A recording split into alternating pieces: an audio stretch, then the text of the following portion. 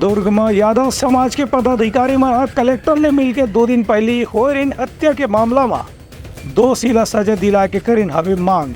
2 दिन पहले दुर्ग में बीच चौराहा में हुए हत्याकांड के लिए मामला लेकर के अखिल भारतीय यादव महासभा के पदाधिकारी में आज दुर्ग में कलेक्टर ऋचा प्रकाश चौधरी से मुलाकात करके उन्हें ज्ञापन सौंपी।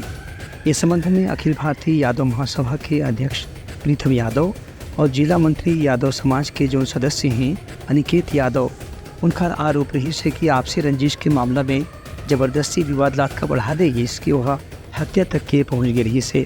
उनका कहना है कि परिवार के लोगन मन इस घटना के बाद से काफ़ी दुखी हैं और आर्थिक रूप से भी परेशान हैं। एक स्थिति मृतक के परिवार वाला मंडला पर्याप्त मुआवजा दे जाए और मंडला सरकारी नौकरी के संगे संग दोषी मंडला कड़ा से कड़ा सजा दे के भी प्रावधान करे जाए।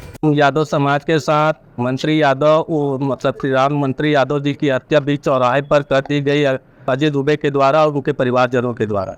तो उन्हीं मांगों के साथ हम यादव समाज के साथ कलेक्टर के पास ज्ञापन सौंपने आए हुए हैं कि हमारे यादव समाज को न्याय मिलनी चाहिए।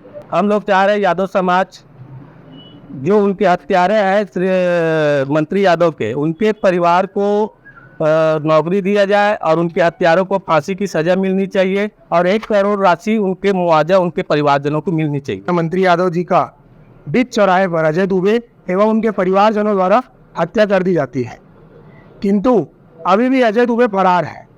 हम प्रशासन से आज शांतिपूर्ण मांग करने आए हैं कि जल्द से जल्द अजय दुबे को गिरफ्तार कर फांसी दे एवं शासन द्वारा उनके परिवार को 1 करोड़ रुपए का मुआवजा एवं उनके परिवार को नौकरी दे। के मामले में जिला प्रशासन डहार ले आवेदन ज्ञापन देने वाला व्यक्ति मंडा उचित कार्रवाई के आश्वासन घलो दे गए है।